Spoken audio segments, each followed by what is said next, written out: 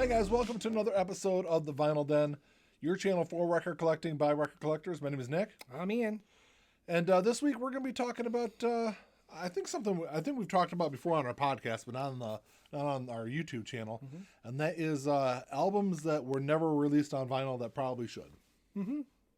So for the most part, a lot of them, I'm sure, I don't know about your list, but my list is primarily from like the late 90s through today, or at least, 2015 or so. All of mine are. Because prior to that, everything was pressed on vinyl. Mm-hmm. It really wasn't until like the early 90s, I think, there were vinyl production, at least for new albums, really kind of tapered off. So right. My first one was released in 1999. It's by a band named Arthur. The album is Loneliness is Bliss.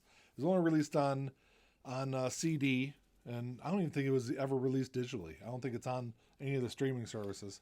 Probably not, because it's kind of like it's like an independent work by an independent, secondary independent band. If you've never heard of the band before, they're a side project of the band MxPx. Mm-hmm. And if you've never heard of the band MxPx before, that explains why they're not on the streaming services. Well, go check them out, because it's a really great album. It is a good album. MxPx is they're probably they're definitely my top three bands, but it's a side project because MxPx is primarily punk rock, at least like that pop punk, yeah. Which I hate that. I hate the term pop punk. It's more like punk rock to me, I guess, really. But well, there is a distinction. I really don't think there is, but there's like I know. So there's like real punk that's like never going to be mainstream. The Ramones and things like that. Well, I mean, even the Ramones are kind of mainstream. Same with Sex Pistols or Misfits, yeah.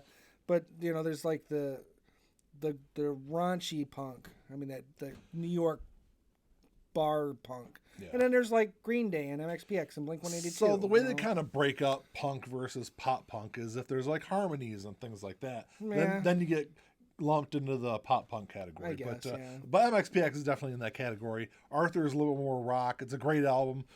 They did have another album they released back in 2010, I believe it was, but that is actually available on vinyl, and I have it in my collection. There you go. For my first one, it's Jethro Tull's 1999 jtull.com, which was that their last? It was their last official studio album. They did another studio album, but it was a Christmas album. Yeah.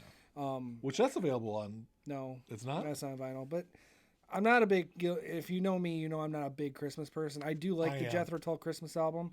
It's really good. It is a really good album. But it's not something. I mean, I'd own it, of course, because I own everything Jethro Tull that I can get. But I'm not too concerned about it being on vinyl. Whereas jtull.com, it is officially their last studio album, and I would really like to have that on vinyl.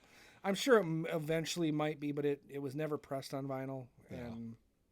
And I really don't ever see it being pressed on vinyl either, just because Ian Anderson is notorious for not really caring much about the vinyl aspect of it. Well, he's not big on reissues in general. He usually has to get talked into it a lot of times by the record label. And that's why if it does eventually happen, I believe it would probably be through Steve Wilson and his stuff that he's doing. But I don't think he's going to work on.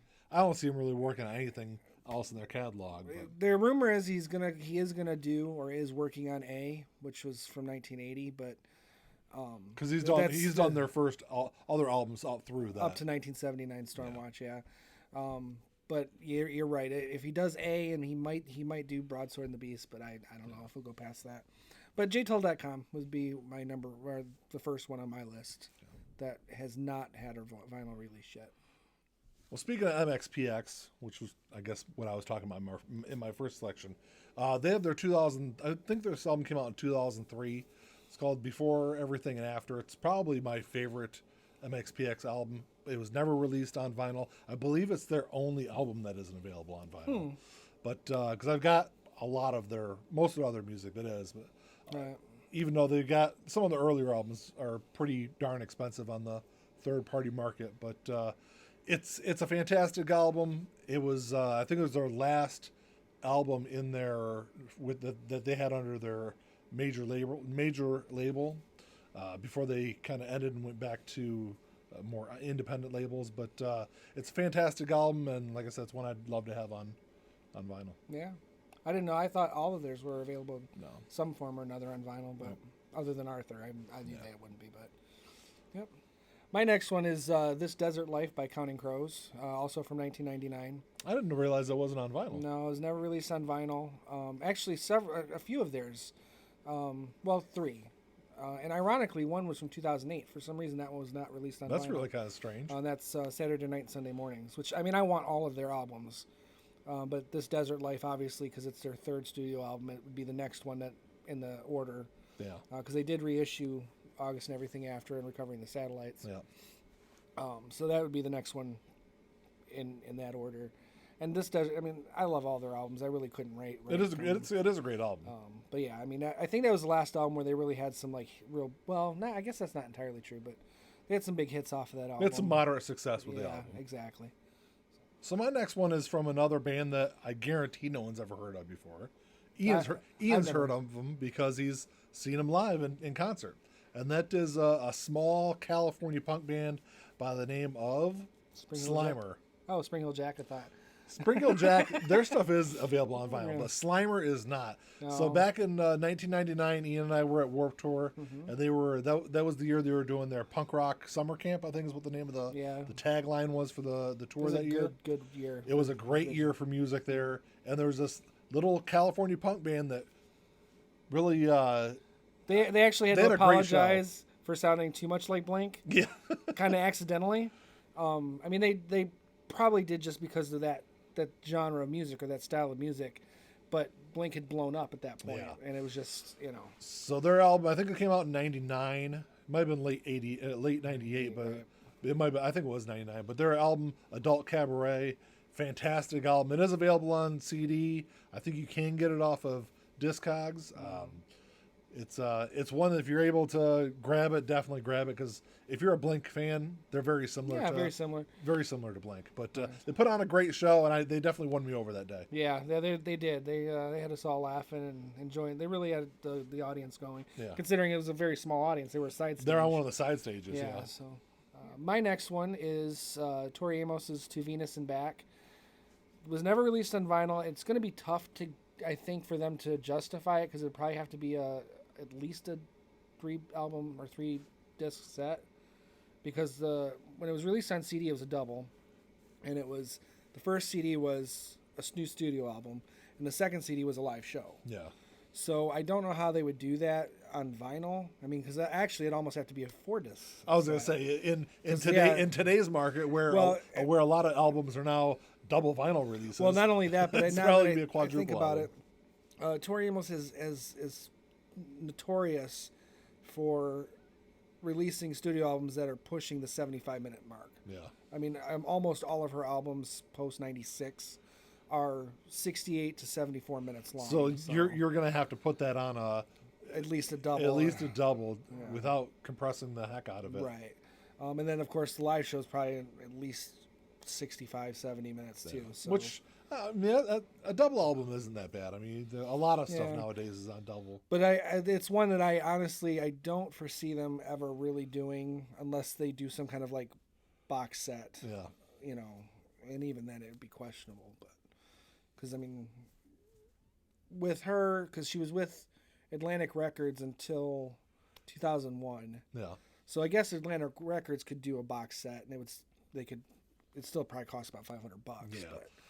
But I feel like a lot of those labels don't have a lot of interest in releasing that older stuff. They're really focusing on newer albums and newer releases. Right, which is kind of unfortunate, really. Yeah. But I can understand this one not necessarily being at a high priority for re-release on vinyl, just because of the volume of songs and time that it would take and the cost. Yeah, absolutely. I mean, it's really going to just be the diehard fans who buy it. Yeah. You know, so. That's if the label even still owns the rights to it and didn't sell them off to somebody else. That's that's happened with a lot of bands over the years too. That if they're no longer with a label, the label will take those songs and sell them to somebody else, and it gets lost down the line, and who knows who has the rights to the music anymore. That's true. I don't. I mean, Atlantic Records is a big label. I don't foresee them doing that. Even bigger labels do that. Yeah, but I mean, she's still a bit of a money draw, so I can't see them getting rid of it. But you never know. You never know. So if you haven't noticed yet, I'm a '90s punk fan. So this next one's gonna kind of stay in that line, because there's a lot of great albums from the '90s that weren't ever released on vinyl. And the next one is definitely in that same line. And that's a band, I'm not 100% sure how to pronounce their name, but I always call them Goodie Hook. It's Ghoti Hook. I read somewhere, I don't know, probably in the last couple of months actually, how to pronounce it or how the band pronounced it. I don't remember what it was. Yeah, I don't remember what it was. But You're a terrible fan. That's what I know. But the only album of theirs I've ever listened to was an album called Songs They Didn't Write, or Songs We Didn't Write. I believe that was 98 when it was released. And it's just a great covers album. And it's a lot of songs you would never think would be covered by a punk band like Earth Angel and things like that. But well, I remember hearing it when you'd play it in the car, but my memory of that it's vague. Yeah. You know. I picked up one, so back in the day, way back in the day, on like, was it Friday nights or Saturday nights would we go down to Ann Arbor? Saturday nights. So on Saturday nights we'd venture down to Ann Arbor, and at some point we'd always end up they had a really big Tower Records there. Oh yeah.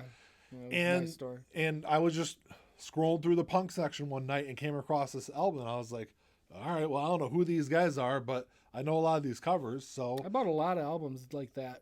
And that, doing that. Yeah. And Tower Records just going through, oh, that looks interesting. Absolutely. It's got a cool looking cover on it. I'll put a picture of it up, and it's just a great album. I've always enjoyed it. My last one really is just Blues Traveler Straight On Till Morning from 1997. I mean, we're still waiting for a reissue of 4, so the likelihood of ever seeing Straight On Till Morning, I don't know. This might be a situation with the rights thing because they were with A&M Records for up until I think maybe that album or the album after, and then they've been with different record labels since. So it's hard to say what's going to happen with that. But I think that was kind of like their last big album too. Was it? Yeah, because they had. Was that before or after their guitarist died? Before. Okay. It was right before actually. But that had Most Precarious was a big radio hit for them on that album. I remember them having. It was some right after success with 4. It was the next album after 4. So. It was still riding high on the success of that album. But I think, personally, it might arguably be slightly better than 4. I don't know. 4 is a great album. 4 is a great album, but it's obviously there's a matter of taste, to it, of course. Some people might think their second album is their best album. Yeah. But, and I go back and forth. Sometimes 4 is their best album, at least between those two. Sometimes Straight On Till Morning. I don't know. But I like them both, and I'd really like to have Straight On Till Morning on vinyl. It'd be a good one to have on vinyl. Yeah. So the last album I had, it was definitely not a punk album. Oh, wow. Yeah, it's actually a rap album. Okay. From 2009 by a Canadian rapper by the name of Classified. He had some success with this album. It's called, the name of the album was called Self-Explanatory. And it was a really good album. He had a minor hit with "Oh Canada," which is a rap song about Canada, obviously. But I know he was on a couple of TV daytime talk shows in the U.S. Performing. So he had some minor success with the album. It was as far as like rap goes, and Canadian rap is kind of funny because it's generally not like rap here in the United States. I would imagine not. This album definitely has like an old school like 90s rap feel to it. Kind of like a Run DMC sound to it, or I wouldn't say it like that. I don't know. It just it's because I wouldn't want to say like it's definitely not as polished as American rap is. Okay. Or I shouldn't say American rap because Canada's part of America, but U.S. rap for sure. U.S. rap. Wow. Well, that's all we got for you today, guys. If you haven't done so yet, go and check out our new Facebook group. Mm-hmm. I'll drop a link down below. Go ahead and join that. I've been trying to post some more stuff on there. We're trying to create more of a conversation around vinyl and music in general. Music in general, for sure. So you don't have to be a record collector to go on there. No. Just go on and join. But you can also drop us a link down below and let us know what you think. What are some vinyl albums some albums that you think need to be receive proper vinyl releases? Did I say that right? Without stumbling over my words too many times? Well, I don't listen to you anyway. Of course not. He doesn't watch our channel anyway. I do watch our channel. Sometimes. But that's all we got. If you like the episode, definitely give us the old thumbs up. Mm-hmm. Hit the subscribe button. Hit the little notification bell. Ding, ding. Yeah. That's all I got. Until next time. Talk to y'all later. Keep on spinning. Peace.